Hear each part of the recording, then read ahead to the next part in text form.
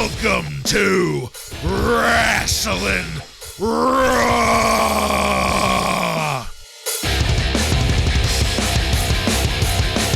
All right, you're listening to Wrasslin Raw, the podcast that takes you back to when Raw became war and Attitude ruled. Thank you for joining us. You're here with Ryan Arico. You're like a little kid with unlimited Toys R Us gift certificates. For goodness sakes. Sounds like pure heaven. Joe Giammatteo. We're the poster boys for petulance. I'm the one and only Jason Bartlett, and we're going to examine WWE history one pay-per-view at a time. That's right, folks. This is a pay-per-view episode, so pay-per-view stipulations are in effect. We're going to be talking about our star ratings. Joe's going to be talking about Dave Meltzer's star ratings from the Wrestling Observer. And in the end, we're going to talk about whether or not we got our money's worth. So just as a little tidbit at the very, very tippy top here, there's a little bit of controversy as to whether or not this classifies as an official in your house. Some of the research that I looked at said this was in your house 23, I think, but then other sources say that this is just fully loaded. Did they maybe refer to it as just a tweener pay-per-view? No, the word tweener was not used at all. Interesting. Yeah. So when they were doing In Your House, they had like the unique names for all of them, but now we're getting into the names that are going to be used in the future. So there's going to be, like 3 fully loadeds? Yeah, I think there's 3 of them. Maybe that's why, looking back now, maybe they decided to remove the In Your House tag because of that. Yeah, totally possible, because the way that they try to organize it nowadays reflects that mentality as opposed to the shit they were doing back then. But well, hey, let's get into it. In this episode of Wrasslin Raw, we're going to be talking about Fully Loaded. The Fully Loaded pay-per-view aired on July 26th, 1998, and was recorded at the Selland Arena in Fresno, California, and features Jim Ross and Jerry the King Lawler on commentary. Are you guys ready? I'm ready. Ready. All right, then. Let's get into it. After all this time away from it, I forgot how hard it was to navigate the cock, which is what we're watching Fully Loaded on here. I ended up watching Oppenheimer twice before I finally found it. This is Season 1, Episode 1 of Fully Loaded, in case anybody's curious. So, of course, this was going to kick off with Jerry the King Lawler busting into Sable's dressing room to ask her about full-on perv mode. The bikini she'll be wearing, and I have this as peak horn dog Jerry Lawler. Sable ended up taking her top off behind a backlit screen so that we could see the silhouette of what 4,200 cc's of silicone looks like. Very memorable. I remembered that scene. The moment I saw that little paper divider back there, I was like, oh yeah, I remember this. The video of this was being fed into the arena, and that crowd of degenerates loved it. After that, we got the cinematic opening of the pay-per-view, and on top of the epic sweeping music, the first sentence uttered was Vince McMahon asking if The Undertaker and Kane were in cahoots. I thought it was fairly well done, but I'm also not exactly invested in this story, so I was looking forward to how this all may play out in the ring over the course of the night, and I couldn't remember if I had ever seen this pay-per-view before. Ryan, you said you definitely had. Joe, had you seen this before? Definitely. I had seen it before, but I don't think I watched it at the time that it aired. Okay. Well, things are going to quickly move along from here, so let's just pause real quick. I can tell you I've definitely seen the bikini contest several times. Right, I feel like we just witnessed the birth of the cartoony puppies era Lawler. This is just giddy over any showing of skin.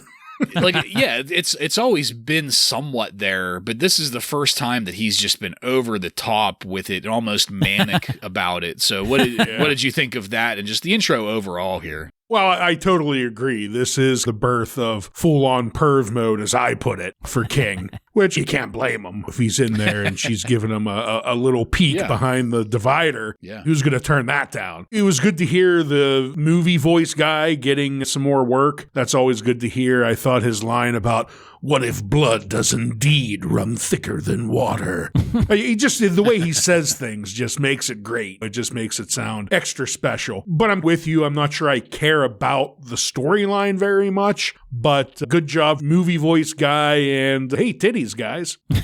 Yeah, this is definitely being displayed as the pay-per-view before SummerSlam. Like, it's not necessarily a big show that everybody's looking forward to. A tweener. And obviously, the bikini contest is the main event of this event, and we're going to talk about that at some point. Talk about fully loaded. But yeah, the puppies mode Lawler is beginning, and he is good at it. He's good at doing that. Yeah. That's how he's best remembered.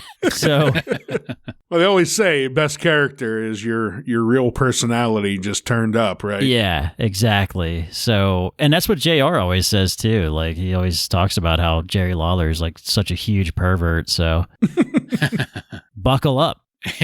Well, speaking of full-on perv mode, let's go into our first match of the night. Val Venus defeats Double J Jeff Jarrett with Tennessee Lee by pinfall in 7 minutes and 41 seconds. With the way we opened this pay-per-view, it's no surprise that we start things off with the most disgusting babyface since Bastion Booger. JR let us know that Val is undefeated. I didn't realize that. I guess in hindsight, I can't remember him losing, but Val's undefeated. They mentioned it a while ago, but I guess, yeah, he's still undefeated. Yeah. So Val got in the ring there and cut a miniature promo and was actually going to whip his cock out until Tennessee Lee interrupted him. Like a true babyface. Yeah. You have to respect Tennessee Lee now because he stopped this disgusting man from pulling his cock out in front of everybody. Yeah, I suppose. Maybe a little bit. I didn't want to see the cock, but I didn't want to see Tennessee Lee either. You pick which one. Yeah. Pick which one. So I was left wondering after that just what the point of this was. Like, what precipitated this match to get it on a pay-per-view, of all things? Southern Justice came out too. The officials kicked them out, so, par for the course. They're useless. Kaientai came out too. Yamaguchi-san was not wearing the necktie on his head, unfortunately. And then Yamaguchi-san joined commentary, and the rest of Kaientai got sent back to the locker room. Just Yamaguchi-san spoke suspiciously well on commentary. Yes. For someone that doesn't speak English. He dropped the Japanese accent altogether quite a few times. I actually looked it up. He was born in Tokyo, Japan. But I don't know if he came over to America as a kid because, yeah, he didn't really have an accent once he started talking. I don't think that was his real voice, though. I think that was a voiceover. Oh, okay. Okay. That would explain the fluent English. A delayed voiceover, if you will. I see. Okay. Well, glad you set us straight on that then, Joe. Yeah. So this got started, and I just was watching it, not really too impressed with Jeff Jarrett, as I usually am not. At one point, Val did this rope work where he followed Jeff to both ends of the ring, and it ended with a knee up to the gut. I thought that was pretty cool. Tennessee Lee got into the action briefly, and his breathlessness, his profuse sweating, and probable former steroid use leads me to believe that he's got congestive heart failure. Because he doesn't look too good sometimes up in there. Who else looks like that or had looked like that recently, like within the last 10 years or so, is Shane McMahon. Oh, yeah, he is always sweaty. Yeah, he would get like super sweaty during his last like few years of his appearances. Be curious to see if his fingers are swollen too. He's got clubbing going on there. Yeah. I don't have a ton of notes on the action here because once things settled into the match, I actually enjoyed sitting back to watch it. Val continues to work well, and surprise, surprise, this was the best Jeff Jarrett has looked in a long time. Now, that's a low bar, to be sure, with some of the matches that he's been in most recently, but I would say this match topped most of the work he's done in the past few months, at the very least, and the finish was also worked really well. It was smooth and well-timed. After the pinfall, Val got on the microphone to call out Yamaguchi-san's tiny wang. And this segment ended with a close-up of Val Venus swinging his pelvis around like a metronome. So, in the end, I was so surprised at how much I ended up liking it. After starting this on a pretty down note, I ended up giving this 3 stars. I was very happy to be reminded that Jeff Jarrett can actually work well in the ring. Ryan, what'd you think of it? Yeah, I agree that the actual wrestling between Val and Jeff was very solid. It's a shame that the match itself was just a vessel for the story between Yamaguchi-san and Val Venus. So Jeff continues to just be used as a jobber, which he is. He loses here. I did think it was hilarious that the Godwins or Southern Justice aren't even allowed at ringside anymore to be security. Like, we haven't seen them wrestle. We haven't seen anything about them, and they even get sent packing just coming down to watch a match. So that was funny. But I do have to ask, Yamaguchi-san, when they asked him or told him, offered him the position, whatever you want to put it, to be on the WWF, I wonder what he thought when they said he probably was all pumped up. Cool, I'm going to be in the WWF. And they were like, so your storyline is your on-screen wife is going to cheat on you with a porn star. Then, after that, we're going to be relentless with small dick jokes about you. What do you think? Sign me up. Poor Yamaguchi-san. Maybe he didn't even understand it. Maybe the translator didn't fully explain to him what the storyline was going to be. But outside of that, I didn't go quite as high as you, Bartlett, with the 3-star, but I gave it a 2-star because it was good, solid action in the ring. Yes, I agree. I cannot believe that Double J still gets pyro for his entrances. That's wild to me, but... Or a manager, for that sake. It's Tennessee Lee, and he is the best manager not named Paul Bearer right now. So, and he saved us from... He did. Seeing a penis on live TV, so... That was nice. And Val Venus he's super over. Oh, yeah. Yeah. Super creepy and super over. I love the puns on commentary. JR was saying that Val was going limp at one point. Yeah, I'm not sure exactly why Yamaguchi-san even joined commentary, but... Well, so that they could lob multiple little dick jokes at him. Yeah, this really came off like it doesn't exist yet, but Sunday Night Heat type match and work here. But Val Venus is super over. I thought that was a good way to start the show with that creepy music, just kicking it off, and the crowd was pretty hot for that. So I will give it 2 stars. It really served no purpose, but Val Venus is just way over right now. Yeah. What'd Meltzer think of it? He gave it 2.25 stars. Okay. And Venus looked green, and it was herky-jerky early, but Jarrett did a good job, and it turned out to be a lot better than your typical WWF prelim match. So we're mostly falling in line with Dave there then. Yeah, and he scored in between us 3, yeah. So... Yeah, the one thing that really took away from this, for me at least, was the constant, and you guys both brought it up, the constant ragging on Yamaguchi-san, because it just felt like it was Vince McMahon and Jerry Lawler's headset saying, say it! Tell him he's got a tiny dick, just say it already! At one point with the King, it almost got to like the South Park joke with we so small, Americans so big. Yeah. All right. So things kept going to a camera shot outside of the Hart House, where we're going to be getting our dungeon match later. We quickly moved from that into our next match. D'Lo Brown with the Godfather defeats X-Pac with China by pinfall in 8 minutes and 26 seconds. So I'll just say at the top here that this was the match on the card that I was looking forward to watching the most. Whenever I saw that this was on the card, I got really excited. China looked fucking amazing here, hitting that pose in the middle of the ring. She looked great all throughout this pay-per-view. We'll talk more about her later. She's hot. She is. King even said that at the end. She's hot. The shit-talking and head-wagging at the start here from D'Lo was just fucking beautiful. I loved it. JR was great on the play call here, too. But the King was getting on my nerves talking about things other than this match, mostly Sable. Again, I'm willing to overlook it, though, because that was probably just Vince yelling in his ears, say it, talk about the titties.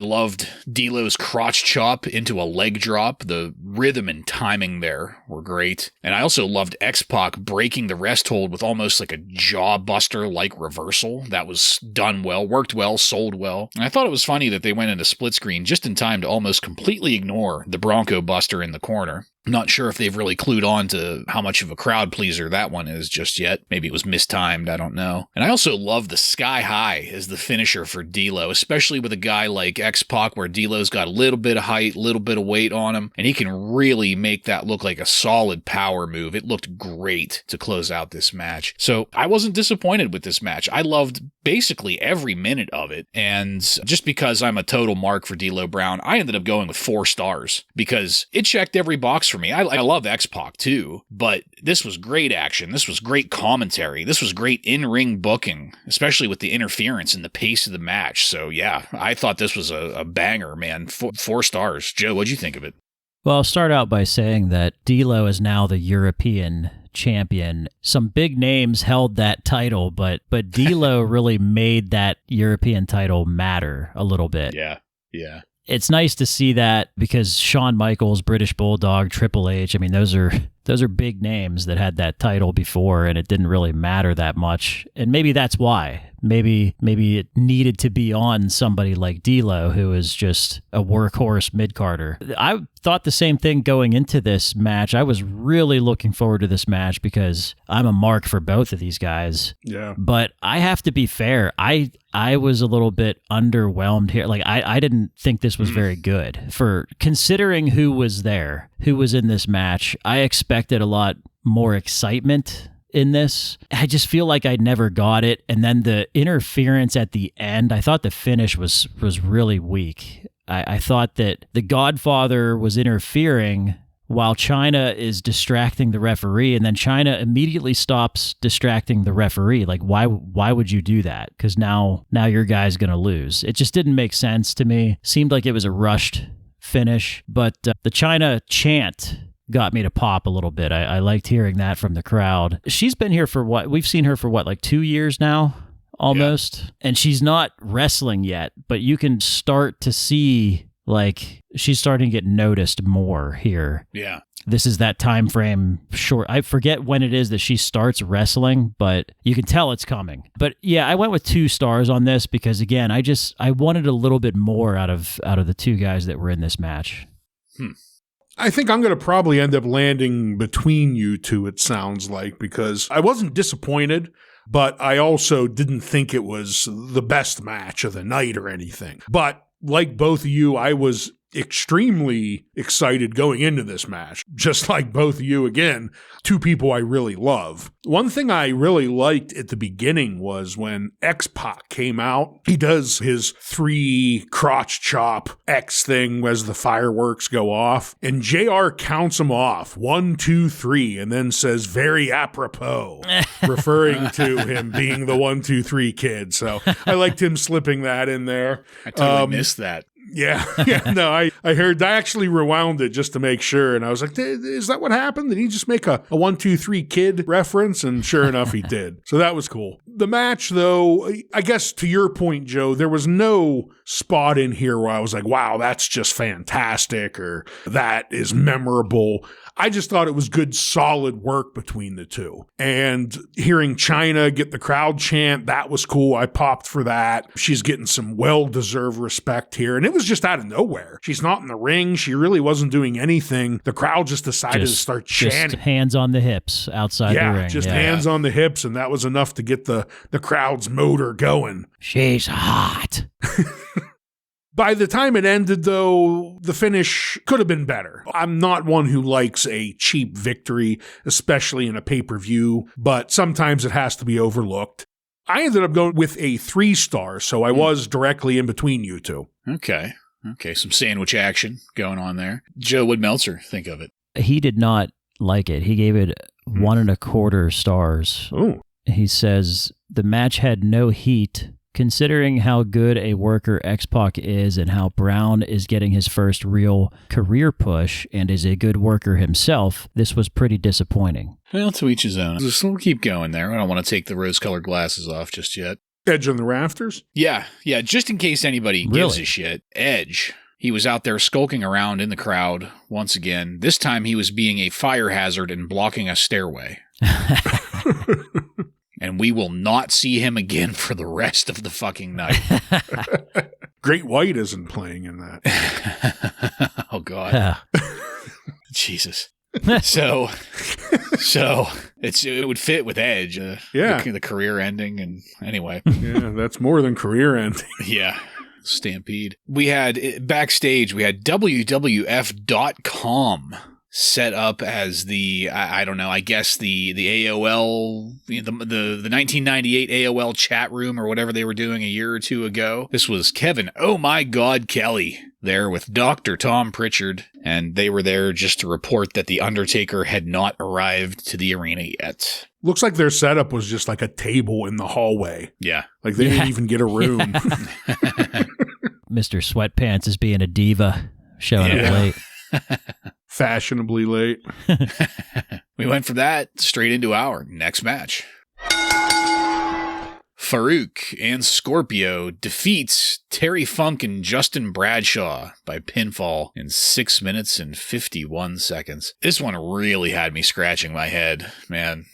There's not a lot I really have to say about it. We went into a really lame backstage video from Terry Funk and Bradshaw, with Terry Funk looking like he had this look on his face, like he was being, I don't know, like he was happy. I'm not used to seeing a happy Terry Funk.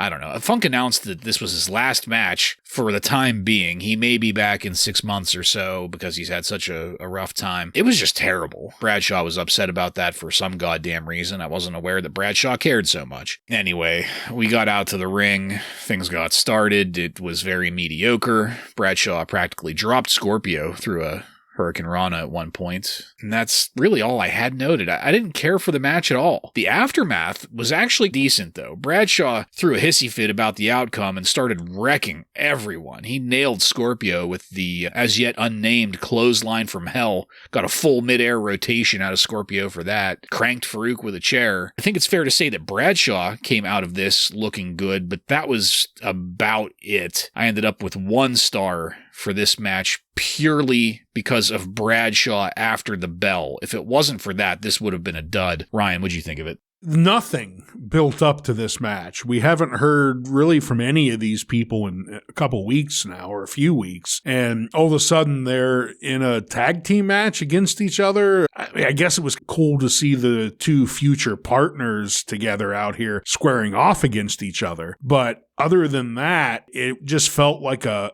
bit slapdash, like someone was just looking to put a match together and said, well, let's take these 4 guys and put them together, because none of it really seemed to fit as far as I'm concerned. I don't know. I scratched my head over JR calling The Undertaker the conscience of the WWF. And I'm thinking, really, the parent-killing zombie is the conscience of the WWF. I understand he's a babyface and all, but he's the cahoots of the WWF.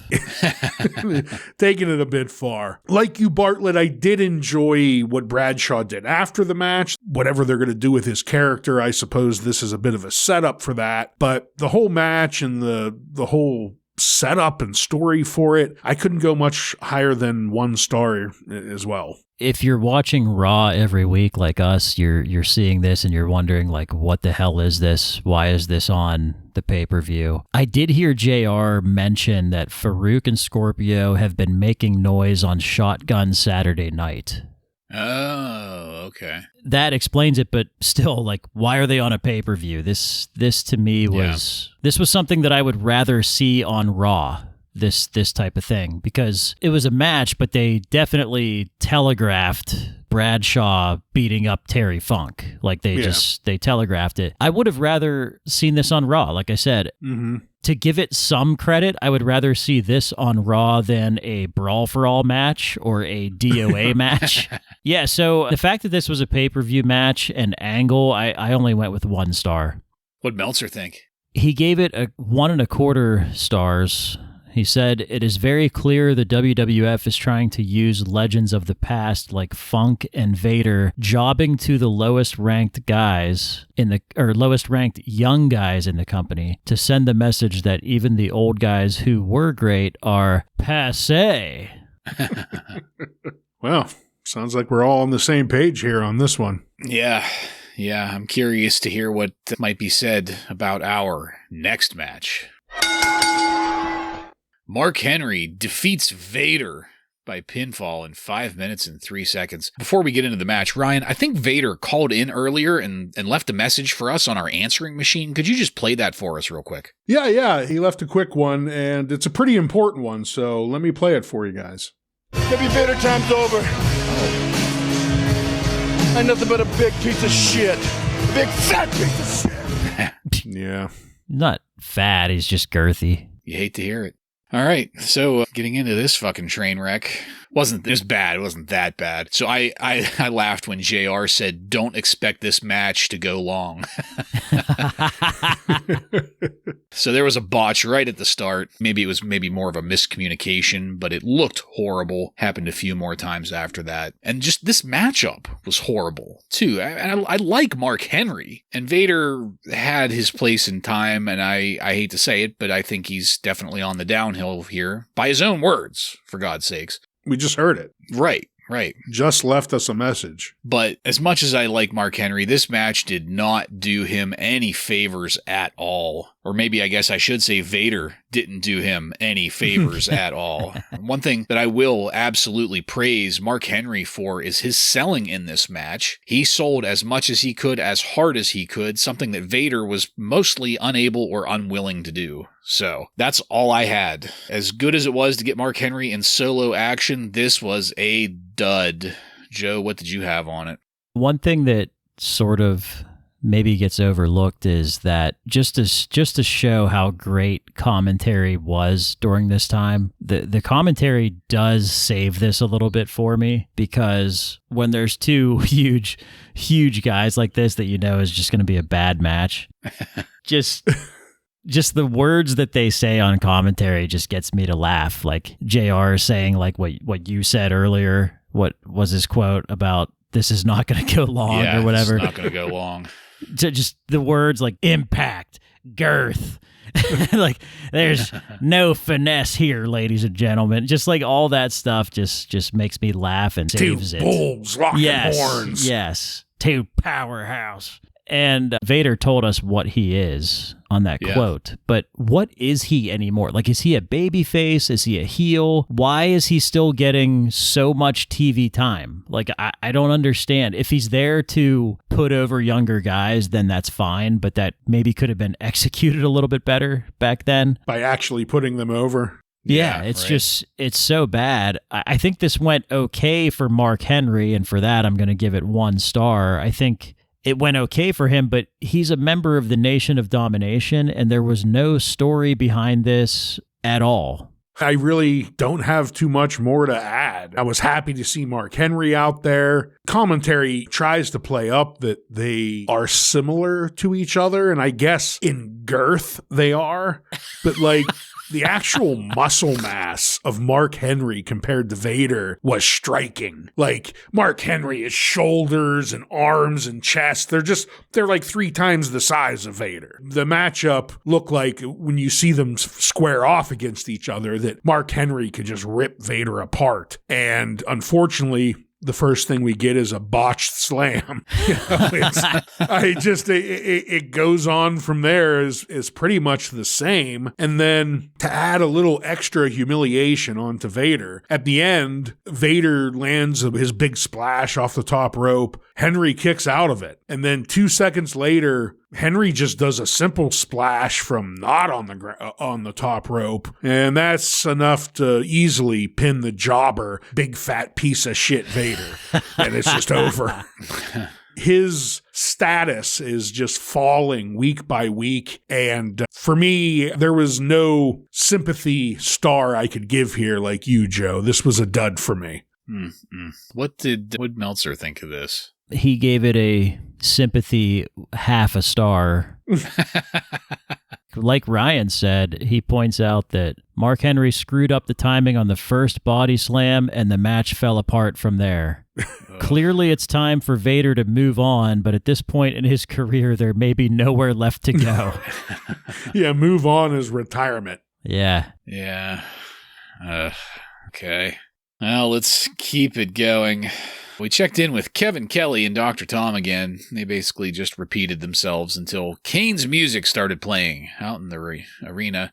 Paul Bearer, that proud papa, led Kane and Mankind down to the ring and gave a pretty good promo there. Then the New Age Outlaws came out to interrupt them and talk some shit, challenging for the tag team titles on Monday Night Raw tomorrow night. And this erupted into a brawl. I loved JR yelling, "Billy Badass, he wants him some of Kane!" And that's more or less where this ended. So just real quick, guys, I thought this was a great mid-match segment. We don't really get a lot of these in pay-per-views. And based on this, I'm officially tuning into Raw tomorrow night now. So how about you, Joe?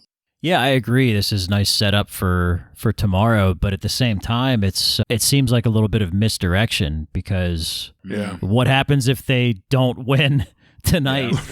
Then is tomorrow just a non-title match? Like, it was a little strange. I don't know because I haven't watched it, but maybe their match will be a number one contender match now. Yeah, but either way, these are two of the hottest tag teams right now, so it gives you something to look forward to Monday night. Yeah, I agree with both of you. I thought this is a good way to cram in a short little commercial for Raw and get people interested in tomorrow night. You have those fans out there that are pay-per-view only people who just like to watch the big shows, and maybe this ropes them into sticking around for Monday night. So I thought it did a good job. Yeah, something that that's a good idea to do it now before they get completely driven away by our next match. The Disciples of Apocalypse with Paul Ellering defeat LOD 2000 by pinfall in 8 minutes and 50 seconds. LOD are still coming out in those weird fucking helmets, and I hate it. And that's all I've got. This was a fucking dud and a waste of 8 minutes and 50 seconds of my life. Ryan, what did you have on it? Yeah. I'll start it off by saying a bona fide dud. No doubt about that. It's got the fucking DOA in it, and animals' genitalia did not get run over, so definitely going to be a dud. I'm going to talk about two things that have nothing to do with this match. There were two signs in the crowd that really got a reaction from me. The first one was just surprised that the cock censors didn't catch this one. There was someone who had a sign that said something to the effect of like, "Look here, Sable," and the two O's and look were tits, like bear tits. Bear. It's the E. They had the nipple. So that was funny. Then another one that's a little bit more personal for me, down in the right corner of the screen, it popped up multiple times during this match. Someone held up a sign that said, "Rob Zombie for President." I was thinking back, this is 98, so it would have been right when he came out with his first solo album after breaking up with White Zombie. So he's starting to rise now, and I got a kick out of that sign. But yeah, dud for sure. Well, I'm glad you got something out of this match, some sort of entertainment with your whatever you pay for the cock every month. But yeah, this is a dud. This is nothing but a dud. Ryan, I'm actually surprised that you even saw two signs because I think everybody went to go take a piss during this match. There were a lot of empty seats in that arena. So yeah, it's a dud. I'm surprised you were able to focus on it long enough to see those signs, because I tried looking at it and my eyes would just reflexively slip to either side of the screen. I couldn't look directly at that's it. Why I was looking at the crowd. I wasn't paying attention to the match. I was trying to read fucking signs in the crowd. That shows you how locked in I was. You had to put your cheaters on for that. What'd Meltzer think of this? He gave it a 1/4 star. Sympathy quarter. Yeah, he said no heat at all. They really tried, but they just don't work well together. This was worlds better than their house show matches, though. I was like, my God. Yeah, glad there's no video of that. Yeah, no evidence. So that's what a pity fuck from Dave Meltzer sounds like. Yeah. God. Exactly. So I thought it was really funny that this match led into the next segment with Vince McMahon coming out with the Stooges before the cable pullers were able to put the ring stairs back together again, because they had to move them out of the way because of the fucking motorcycles. Yeah. Vince had to stand there and wait. The theme of this in-ring segment was "Don't blame Vince McMahon if the Undertaker doesn't show up." And it had very Brett screwed Brett vibe to it. The bottom line, though, was that Vince was here to announce Stone Cold's tag team partner if The Undertaker no-shows. And then he introduced the Brooklyn Brawler, and I fucking popped. I did too.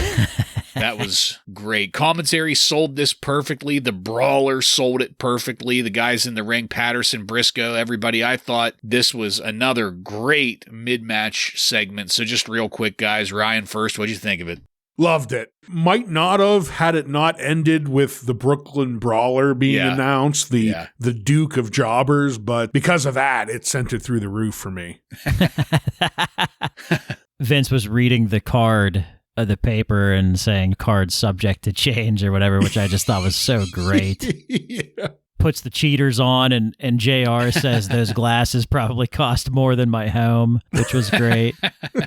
But this is amazing heat from the Stooges. Like, this is just such a Vince and the Stooges moment that is just wonderful. Just pissing off the fans, and it's just a beautiful thing to see. All right, guys, let's go now into our next match. Owen Hart defeats Ken Shamrock with Dan Severn as a special guest referee. Fucking Dan Severn. In a dungeon match in 4 minutes and 53 seconds. This was really ridiculous at the start. I loved Shamrock getting psyched up in the basement stairwell. Like, what the fuck? It was narrow. It was a really narrow stairwell, too. He could barely fit in it. Also, I'd like to know what kind of dungeon has exterior windows. That doesn't sound right at all. JR let us know that this is a submission match. That's how you win this, is via submission. No other way. You got to stretch someone out. Yeah. Glad we got that explanation. We really haven't got, aside from being told that this was going to be a dungeon match, we really haven't gotten any kind of details on it going into this. Once things got started, Owen was bumping hard off of that 70s wood paneling on the walls there. That looked great. And I thought the inclusion of the free weights as part of the action, I thought that was a little bit dicey whenever they first got to them, before they got to the worked one. But I laughed when the King said, "Run him into the washing machine if it's down there."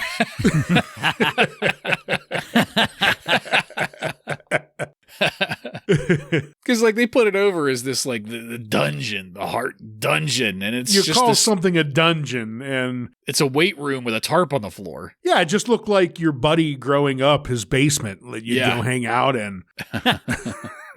Yeah, like you could definitely see like a washing machine being down there somewhere. The power bomb on Ken, that looked rough. And I liked the way that they incorporated the drop plumbing hanging down from the ceiling in some of what they were doing. That was pretty cool. The ref bump on Severn was weak. That looked terrible. And I did like Owen faking the tap out and gloating about it afterwards. But just between the weak bump to Severn and like I'm trying to think of the right way to describe it, like the lack of crowd noise and the fact that this was pre-recorded and like the fake tap out just felt anticlimactic. Like if that had been in front of a live crowd, I think that would have been so much more better. But hey man, whatever. I was surprised that I liked this match as much as I did, and I ended up at 2 stars for it. I think I could have maybe gone up to 3 if that finish had been worked a little differently, but again, hey man, whatever. Joe, what'd you have for this one? Well, first I thought, why the fuck is Severn the referee here? Because hasn't he been friendly with Ken Shamrock lately? Well, not last week, though. He stepped over his crippled body. Yeah, he didn't help him. Yeah. Well, to me, yes, it is just someone's basement, but it's not just anyone's basement. This is Stu Hart's basement, where there was so much child abuse happening with the Hart family. Legendary venue here, even though it's just looks like someone's basement. But to me, the dungeon itself is the star of this match. Yeah. I really liked seeing the camera follow Ken Shamrock down the steps. I thought that was a cool part of this. And I couldn't help but think, like, isn't it so weird how Owen and Stu Hart still had a relationship with Vince after the screw job? Like, the screw job was just, 6 months ago? Yeah. And, Stu's like, yeah, you could use the dungeon. Why not? Yeah. But, yeah, great use of the wood panel walls and the weights, and the head going through the ceiling made me pop so hard. It was like a cartoon. Just so great. And the best part of that was that there were other holes already there. from other people's heads going through the ceiling. So that alone, like, that had me up to 4 stars. The head through the ceiling. But I have to say, there was some poor editing here, and the dumbbell to the head took me out of it because like that would probably do some serious damage if somebody was to do that. Hammer to Vader's head. Yes. Yeah, I forgot about that. I did lower my rating and I gave it 3 stars. Yeah, for me, so just like the paper divider with Sable's locker room at the beginning, the moment they showed the dungeon, I remember watching this as a child back on the cheater box. And I had the same feeling then as I did now watching it, and you did, Bartlett, too, that a little disappointed in just how it all looked. It just looked like some guy's small basement. The room looked like it's smaller than my bedroom. It's not. Yeah. It wasn't very big. And there were things about this pre-recorded match that I felt just didn't feel right, like the boiler room and like Piper and Goldust's backlot bra. Those things, I don't know, they felt more in place, where this one, they're just something felt off about it. I can't really put my finger on it. And useless, dumbass Dan Severn there doesn't help.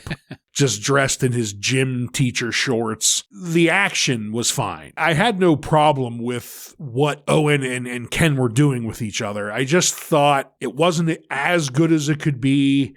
And I also didn't like how short it was. This was like 4 minutes or 5 minutes long, right? Yeah, 4:53. I feel like you have a specialty match like this, you want it to last a little bit longer. But in the end, I still thought they looked good together, so I couldn't go any lower than a 2-star. That was as low as I can go. I just wish some things were a little bit different and that it was a little bit longer. Yeah, I think I know what you're talking about with the feeling on this one. Like, it felt kind of slapdash. A lot of the matches, a lot of the things in this pay-per-view felt that it was just thrown in there at the last minute with not a lot of thought as to the reasoning behind it or what would logically lead to it or whatever. So, and this kind of felt that way. And I think the disappointment, for me at least, stems from, like, you hear people talk about the dungeon, and it builds up this like mythos around it and all of these people that went through the dungeon, and you hear about Stampede Wrestling back in the day and all the people that got stretched in the dungeon by Stu, and you come to find out it's just a room. It's not like a grand hole in the ground where people go to suffer like the way that they describe it. It's just a fucking cinder block room with exterior windows and drop plumbing. So yeah, you would expect it to look like a Fight Club basement. Yes, yeah. Exactly. Yeah. But it was very well lit. I think if they could have done this a lot by just going in there and putting just black tarp over the walls or something to make it look darker in there. It was just, it looked so light and bright in there that it was hard to call it a dungeon. Yeah. What did Meltzer have to say about this? He gave it 3 stars. He said that it's hard to pull something like this off because of the limitations of not having a ring, and it's seeming to be dead with no crowd. Yeah. But they worked very stiff and believable, and it was real good for what it was. Yeah, I could go along with that. Yeah. Yeah. Okay. So let's move it now to our next match. The Rock versus Triple H with China ends in a time limit draw in 30 minutes in a 2 out of 3 falls match, with The Rock retaining the Intercontinental title as a result. So I admit that is a bit confusing. Basically, The Rock and Try each got a pinfall in this 2 out of 3 falls match, and then they fought until they reached the time limit. That's how this ended up playing out. What was more confusing for me was why we didn't have more of a build-up for this match. We spent way too much time in the preceding weeks talking about fucking cahoots when we could have devoted a fraction of that time to putting over this match, which, honestly, I think this match would have fit better as the main event than a damn tag team match, which is what we're going to get later. Just personal opinion. Take it for what you will, but you can tell that The Rock and Triple H thought that too, because they had this like cranked up main event energy going on at the start of this. They hadn't even gotten to the first pinfall yet, and I was wondering wondering how they were going to maintain that through a full 30 minutes. I did really love the King latching onto and talking up the Brooklyn Brawler as Stone Cold's partner through this. That was really great.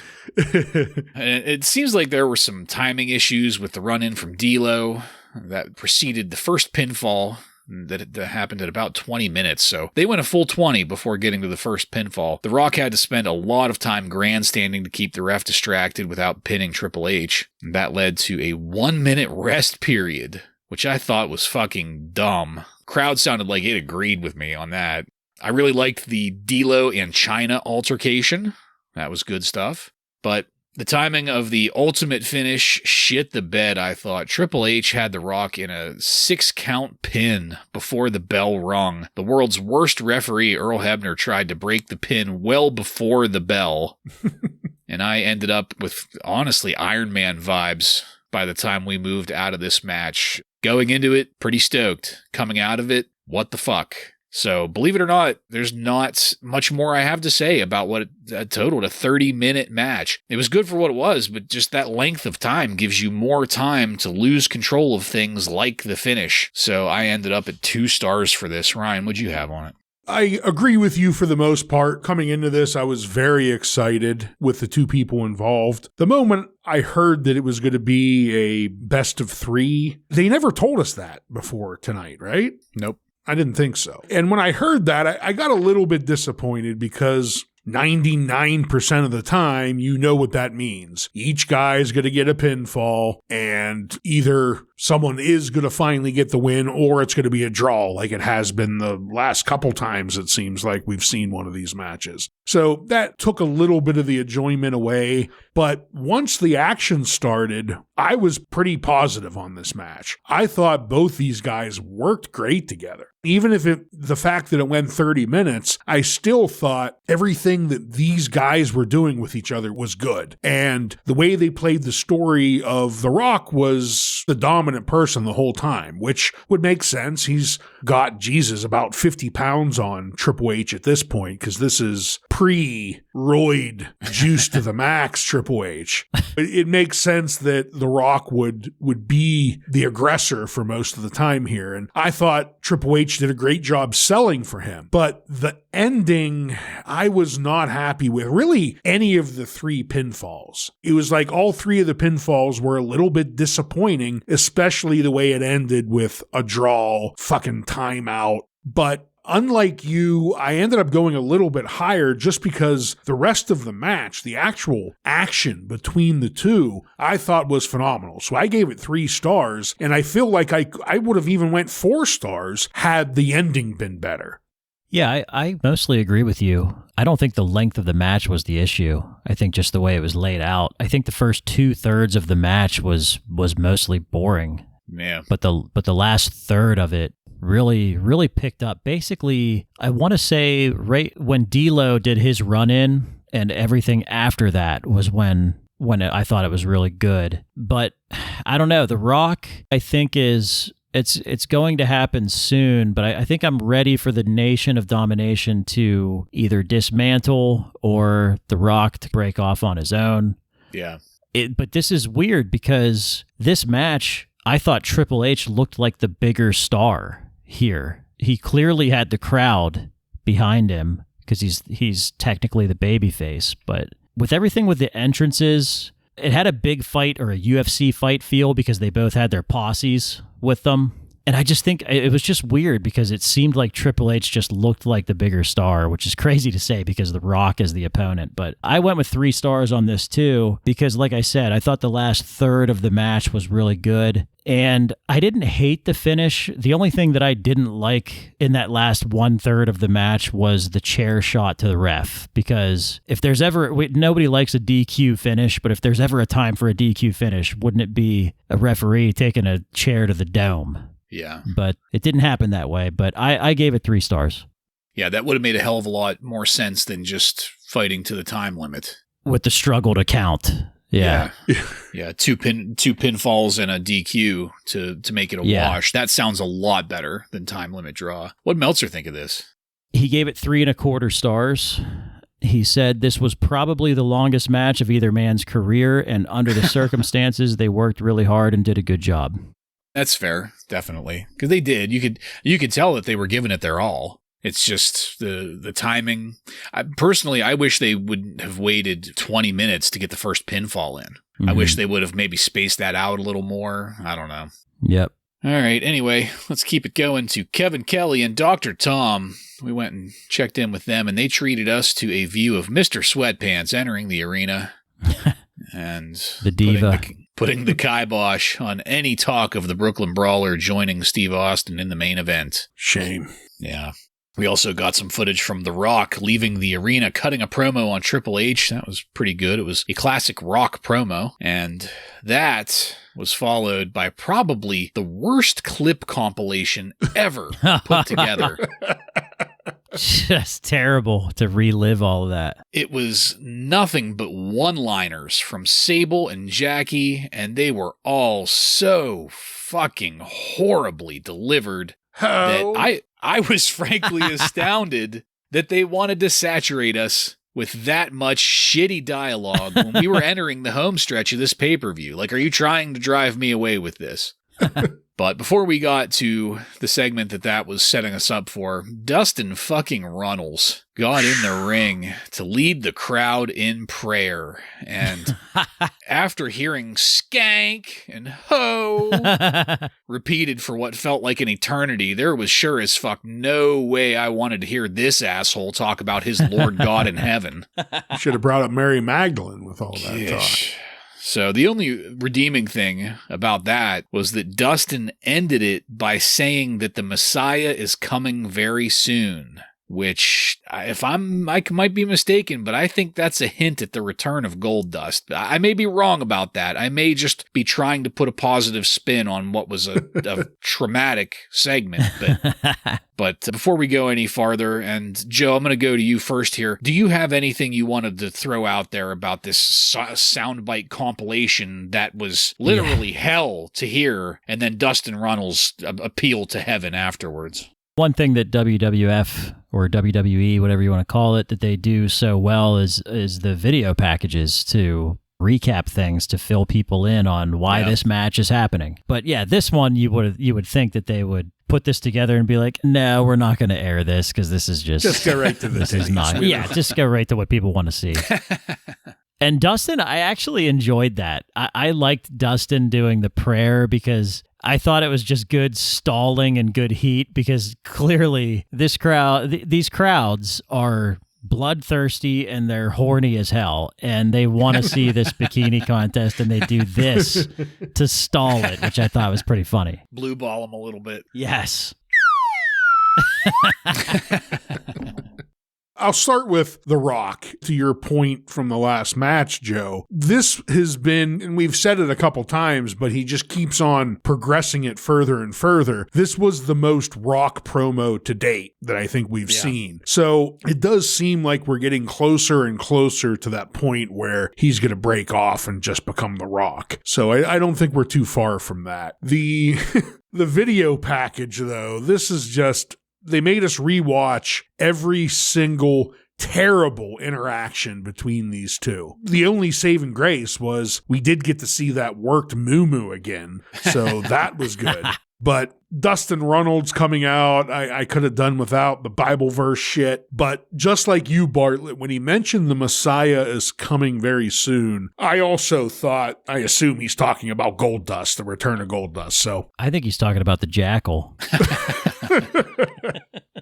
So I'm just in my head, I'm going to say it's the return of Goldust. Yeah. And maybe we can finally put the bum, I got my clothes from the thrift store, Dustin Runnels, behind us and get back to Goldust. Yeah. From your lips to God's ears, Ryan. Lord have mercy. All right, enough of the religiosity. Let's get down in the muck with our, I guess I'll call it a match, our next match.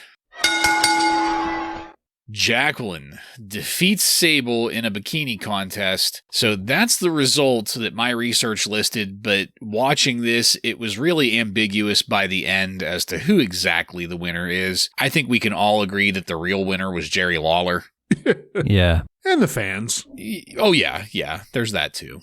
Obviously, we are talking about 4 artificially enlarged boobs here. Yes. Keep that in mind for context. But within that context, I used to think, and I still think, rewatching this now, that Jacqueline is 10 times hotter than Sable. Personal opinion, take it for what it is. There was either a nip slip or a flash from Miss Jackie at one point that got blurred out. I don't think that was a slip. Was it? I couldn't tell. Because then she was covering herself up for a while after that.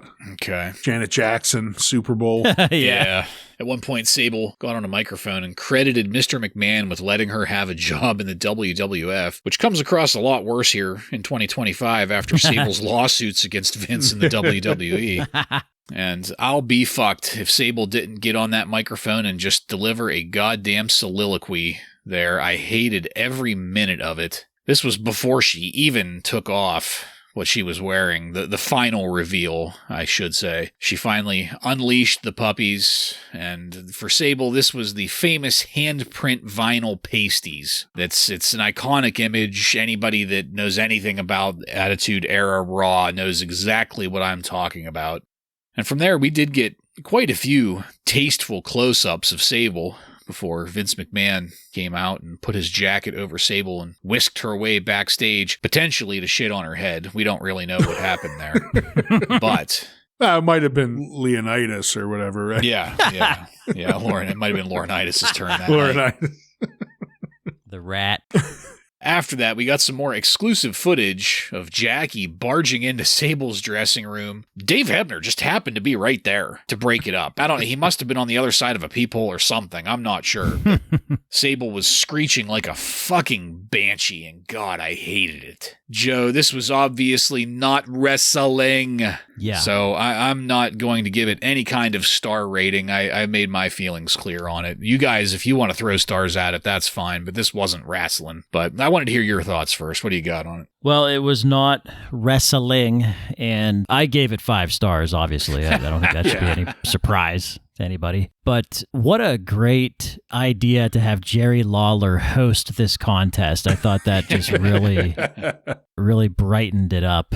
This was a moment that was viral before viral even existed. And these are the early days of the internet. And I can tell you that I immediately went on the internet looking this shit up the next day because I had heard about it. Waited 5 minutes for that blurry picture to clear up. Yeah. 5 stars to the cameramen too, man. They were just really getting up in there, getting all those side angles of everything, and just chef's kiss, 5 stars.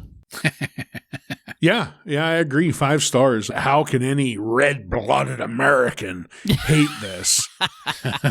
You had 2 beautiful women up there with basically nothing on. I understand people have their preferences between boob jobs or not, but I think no matter what, there wasn't much to hate here. Good views all around, and Joe, as you pointed out, having the king up there squealing for this entire segment, just perfect. Perfect person for it. Good way to end it all. And I love Vince McMahon coming out because I don't know if you noticed it, but tonight, pretty much everything that there is for the fans to hate is Vince McMahon's fault. Right. So they're really, really putting the heel Vince McMahon and turning that up to 11. So I love that. I'm with you, Joe. 5 stars. Did Meltzer talk about this? I'm sure he didn't. He didn't rate it, but he had comments. He said both women deserve credit as they had obviously trained very hard and dieted very hard for this. Both women's implants looked even more fake than usual on a dieted down frame. Well, okay. That's fair. Yeah. I will say Jackie looked extremely fit. Yeah. Yeah, they both are, like 0% body fat on these women. And huge, enormous knockers that are just blown up. Max PSI. Yes. That's why I always thought that Jackie was the hotter of the two, because she had that, like, you could tell that she was a trained wrestler just from her body. Like, she had that muscle just everywhere. It was toned, and it was it was a very feminine look to it's her. Feminine, all right. She wasn't a roided up freak like China, who is hot in a totally different way. And then you got Sable, who is definitely trim and in shape, but a lot more lean than Jackie. So yeah, I think it's probably safe to say they're both hot. Yeah, both like the prototype of what would be on fucking Muscle and Fitness or whatever back in those days. Yep. All right. Well, now that we've finished dissecting our female preferences here, let's move it along with about a half hour left in the pay-per-view. Oh, wait, that wasn't the main event? No, you're forgetting about cahoots. We had to get a comprehensive review of cahoots and the implications on the tag team championship scene of all the fucking things. When has that ever been important? Until just now. That led us into our main event.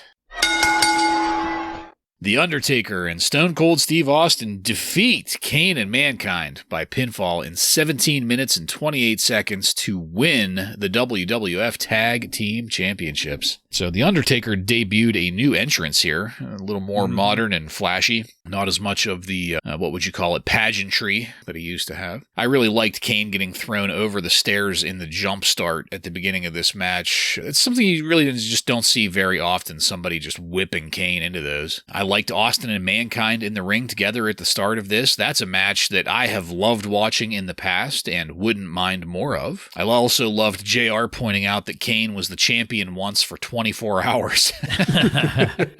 He had to put a number to it. I liked Austin and Kane in the ring together. I liked The Undertaker and Mankind in there together. But at this point, I still wasn't convinced that I liked all four of these guys in this mix with each other. So it was strange. I can see how on paper one would think the booking here was good because you've got these four guys going in the ring. But for whatever reason, this just was not good storytelling to me. I've said it a couple times in the lead up to this, and as good as some of the action was in this match, like the lead up and the story and the stakes that were riding on this match were just passé to me, I guess.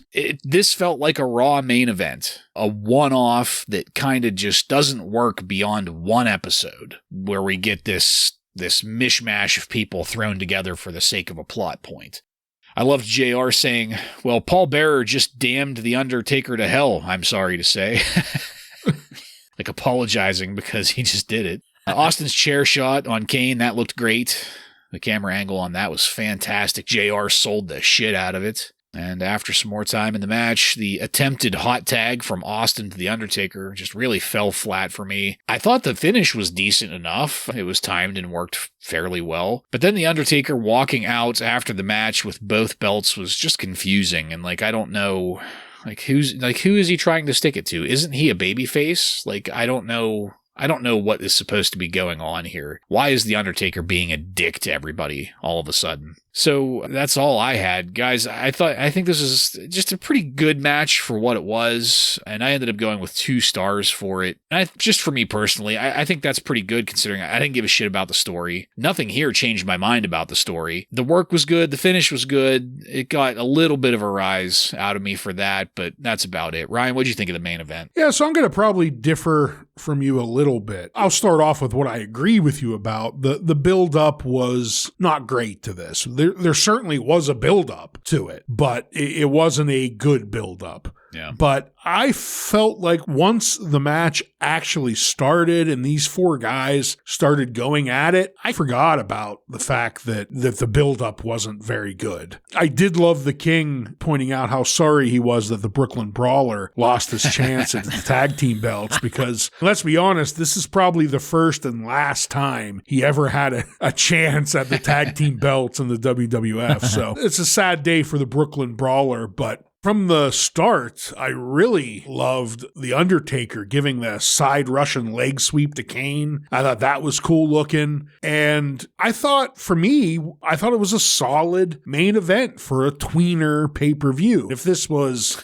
SummerSlam or WrestleMania, no, this isn't how you want to end it. But for a pay-per-view, when you have 4 of your biggest stars really right now out there wrestling with each other, and they're all wrestling at a high caliber, I thought. They try to save Kane's descent into jobber territory by allowing him to kick out easily from a chair shot, which usually a chair shot, that's the end. Someone doesn't kick out of a chair shot. So trying to give him just a little bit a push since he's been a jobber lately. But I really loved the ending. I thought The Undertaker coming out, cleaning house, and then walking out with the belts, basically telling Austin, you don't get these, I fucking won it. I'm the one that took both guys out. So I thought that was a good storyline leading into their feud, continuing feud, leading into SummerSlam. Unlike you, I didn't think this was a 5-star match by any means, but I gave it 4 stars. I was highly entertained. Yeah, I think that we can all agree that we're burnt out from this uninteresting cahoots angle that they've been doing over the past month or so. But for me, I think that there was enough star power involved here that it kept me interested in this main event tag team match. I think that I apologize if you guys mentioned it already, but is this new music for The Undertaker, or have Okay. Yeah, Bartlett brought that up, and yeah. So, yeah, that was cool to hear. Mankind, of course, is taking some big bumps outside. He had a nasty fall on the announce table. Yeah, I can't believe this guy is doing this just a month after that Hell in a Cell. Yeah. One of the many reasons why he can barely walk these days, which that's what happens when you just fucking just throw your body around like a maniac. Austin's brawler style looks really good against guys like Kane. Like guys that look real rigid like Kane. I just really like to see Austin with that brawler style that he has. It's like you can tell it's just like a good inspiration for a video game back then. Again, the star power involved here, I thought this was good enough to get 3 stars. And another point to you, Bartlett, you were saying how you don't really understand The Undertaker being a bad guy here. I feel like this has been a slow buildup. We know the ministry is coming very soon where he is going to become a heel. And I feel like they are just slowly building up to it. Every week, he's pissing off the fans a little bit here and there with what he's doing. Been doing that with him. Yeah. You'd look back at the Kane storyline. Look back at that. That went on for months. Yeah, but he was the babyface throughout all of that, despite all of the things that they did with him. But like what he's doing here, and Ryan, like we can look back and say in hindsight that that's what they're doing, because and that makes sense. Like what you said totally makes sense. But back then, like we didn't know that, and I'm trying to keep that angle on this. And to me, this comes across as nothing but a guy that is pissed off because somebody made him change out of his sweatpants. like he doesn't fucking. It's Undertaker against the world, but the world did nothing to the Undertaker. Well, no, and I think your confusion there is valid, but I also think that is what they were going for. They want you to be going like, what's the deal here? The Undertaker's a babyface. Why is he acting like a dick here? Every week he's just doing a little bit something here or there that starts to rub people the wrong way, slowly building up to that ultimate turn. It's working, I guess, because I'm annoyed by this whole thing. And like I said in my notes there, like all of the individual pieces of this, I like. As a matter of fact, I love. But just this particular angle and getting him in the mix with Austin and just, I don't know. I know they don't really have a ton of other people at this level that they can make these stories with, but I don't know why you would want to have a fucking tag team match. A tag team match, for Christ's sakes. When is the last time a tag team championship match was the main event of a pay-per-view? Can you even remember one? I'm sure it happened. And it lines up because they're in a time period where they need heels to feed to Austin. And it makes sense because Dr. Death, right? Like that was supposed to be the guy. But they're thinking what do you mean? He's going to be the guy. They're thinking The Undertaker. But it's everything with The Undertaker is long-term storytelling. So it's like, all right, we got to do this whole thing because they're going to have a match at SummerSlam. Like we're going to get this for the next 5 weeks. Like we're going to get Undertaker and Austin for the next 5 weeks for that build-up. So, but also apparently are going to have to wrestle together to defend their belts now as well. Yeah. Right. I just think that, especially coming off of the Hell in the Cell, which still nobody has talked about besides Shawn Michaels once on commentary, there could have been a couple different ways of doing this, but whatever. It is what it is. Meltzer agrees with you a little bit, Bartlett. He gave it 2 3/4 stars. He said that Austin worked really hard, but had to carry the match for the other 3. And even though it was a better than average match, it was way below the standards of most WWF pay-per-view main events, and WWF sells its shows on its main events. It wasn't a bad match, but just that the expected standard is so high, it was disappointing. Yeah. I mean, I'm not 100% with that, but I definitely see it. I see what he's saying there. All right, guys. Well, that was the end of Fully Loaded, so we need to talk about a very important question, probably the most important question of all, at a premium price of $29.95. Did you get your money's worth?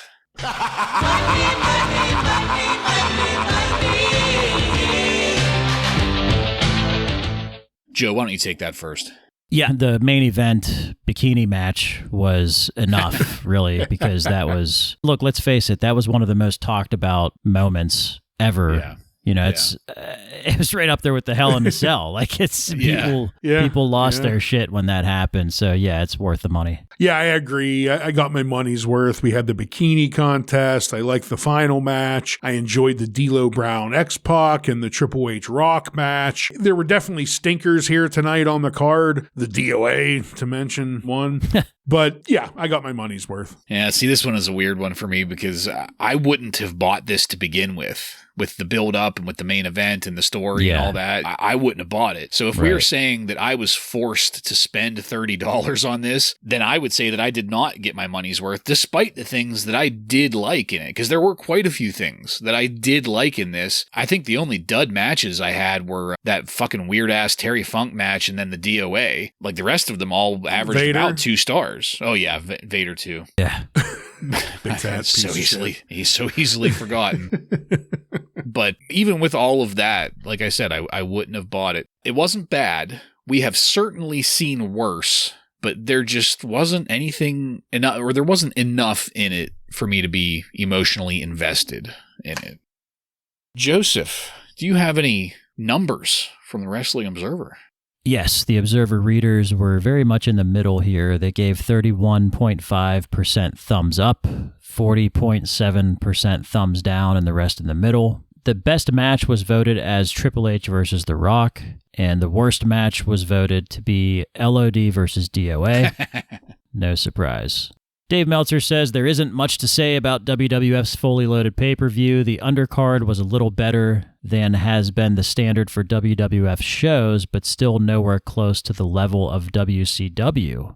The main event was nowhere near the standard of most recent pay-per-view main events for WWF, but it's still worlds above most WCW pay-per-view main events. So he's doing a comparison between the two here. My feeling when the show was over is that it was just a Sunday afternoon wrestling show, not good and not bad, with a few surprises and clearly messages being sent. Yeah, that was actually a pretty good synopsis of it. Yeah. Yeah. I don't disagree with him. Yeah. All right. So that's it. Fully Loaded is in the books. And that's it, folks.